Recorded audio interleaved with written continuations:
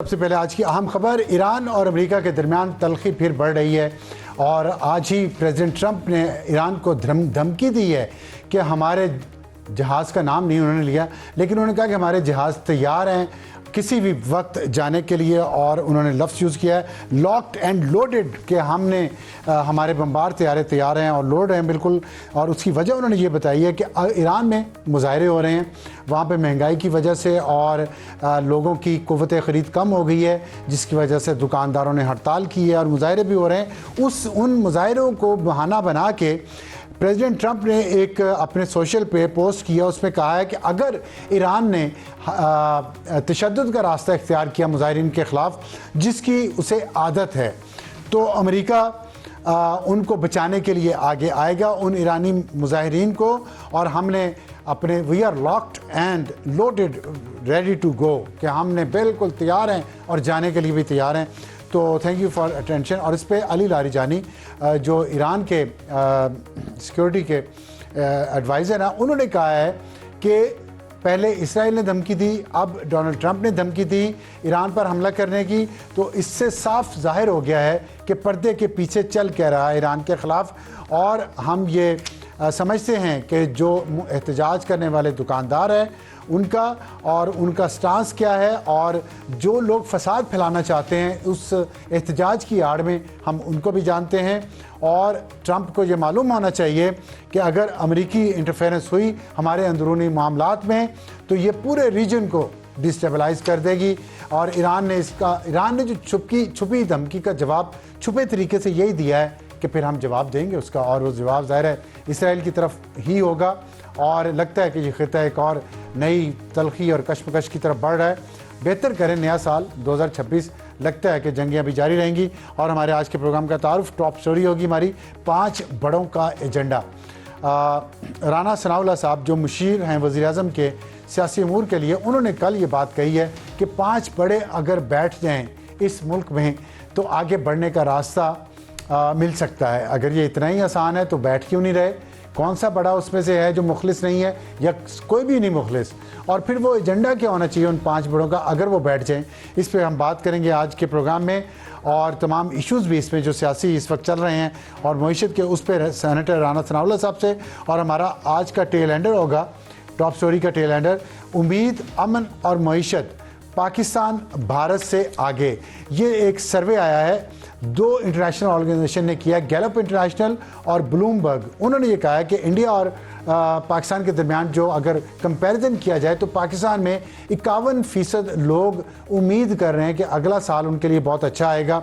India में ये तादाद सिर्फ 39% है, और जो इंटरनेशनल जो एवरेज है वो सिर्फ 24% है। तो इससे आप अंदाज़ा लगा सकते हैं पाकिस्तान के लोग 2026 के लिए कितने पुरुम्मीद हैं। लेकिन इस पर डिटेल से हम बात करेंगे हमारे आज के टेल एंडर में, और किस तरह पाकिस्तान ने नया साल मनाया है इस पे भी। और हमारा आज का हॉट इशू होगा पीटीआई की गंदी ज़ुबान भीख तक ले आई। इसीलिए कहते हैं कि ज़ुबान का इस्तेमाल बहुत एहतियात से करना चाहिए। आपके मुंह से निकला हुआ लफ्ज़ निकल जाता है, लेकिन उसके असरात आपके ऊपर, आपकी सियासी जमात पे, आपके ग्रोह पे क्या पड़ते हैं।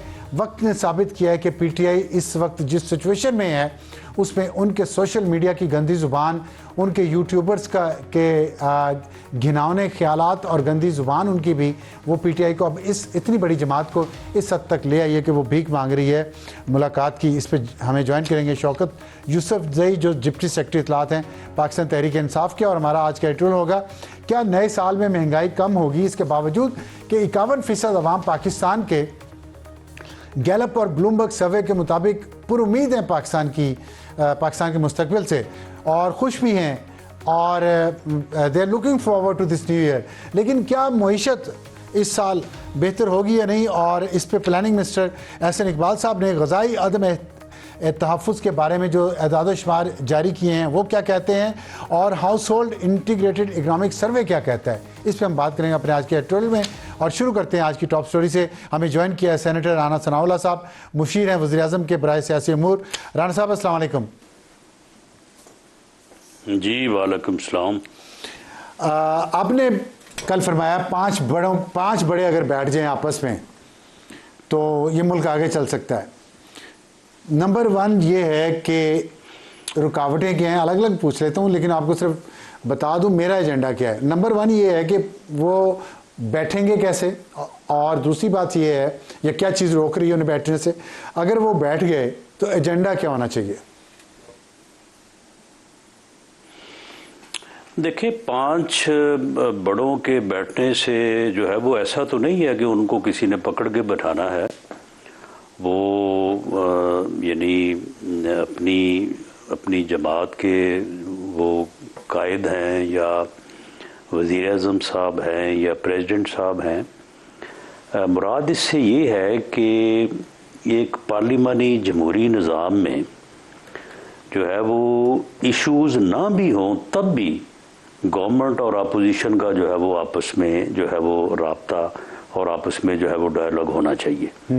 ये पाकिस्तान में पहला मौका आया 2018 में कि 4 साल तक लीडर ऑफ द हाउस ने लीडर ऑफ द अपोजिशन के साथ हाथ तक नहीं मिलाया, फ़ोन तक नहीं किया, अपोजिशन से बात तक नहीं की।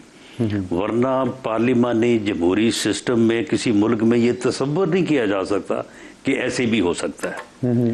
तो जब इश्यूज़ हों तो इश्यूज़ के ऊपर जो है वो जब तक डायलॉग ना हो तो इश्यूज़ रिजॉल्व नहीं हो सकते। और जब वज़ीर आज़म ने 3 मरतबा बल्कि उससे भी ज़्यादा जो है वो ऑफ़र किया है अपोजिशन को और उन्हें कहा है कि बैठे डायलॉग करें और जो पॉलिटिकल इश्यूज़ हैं उनके ऊपर हम जो है वो बात करें, उनको रिजॉल्व करें, ठीक है, तो उसमें उस वक्त तक पेशरफ्त नहीं हो सकती। जो मेरी एक पॉलिटिकल वर्कर के तौर पे राय है, उस वक्त तक पेशरफ्त नहीं हो सकती जब तक ये हमारे 4 या 5 जो है वो कायदीन जो है जो हमारे बड़े हैं, जब तक उनमें इस बात की सोच या ये एक कंसेंसस ना हो कि डायलॉग होना चाहिए। अब इसमें सूरत ये है कि 4 में से 3 में तो ये सोच है।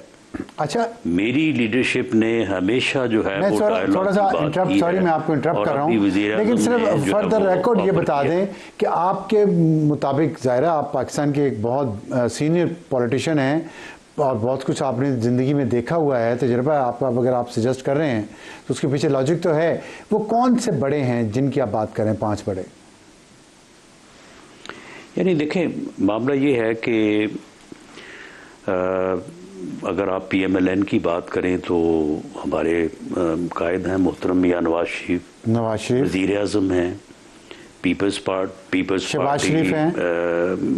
की तरफ से जरदारी साहब हैं, जरदारी साहब, और अपोजिशन में जो इस वक्त जो सूरत हाल है उसमें PTI को बिल्कुल ऑन बोर्ड या उनको नहीं। जब आप 5 बड़े कहते हैं, नाम आप बताएं, आप इमरान खान आपका मतलब है? अभी हाँ ठीक है, इमरान खान, बिल्कुल इमरान खान के बगैर PTI जो है वो कोई मुज़ाकरात नहीं कर सकती। ठीक है, भले वो इख्तियार दे दे महमूद हचकज़ई साहब को, चाहे उनकी दूसरे या तीसरे दर्जे की क़यादत जाए, वो सभी इस बात के ऊपर मुत्फिक हैं, सभी ये कहते हैं कि डायलॉग होना चाहिए। ठीक है, लेकिन इमरान खान साहब जो है वो इस बात पे मुत्फिक नहीं है। तो 5वें कौन है? तो ये 4 लोग जो हैं, 5वें चले उनको अगर आप ना भी डिस्कस करें तो वो सभी को पता है। अगर आप मीडिया में जो है वो इस तरह से अगर ना भी निशानदेही करें, आप इस्टेब्लिशमेंट कर लें, यानी अगर आपने 5 का नंबर पूरा करना है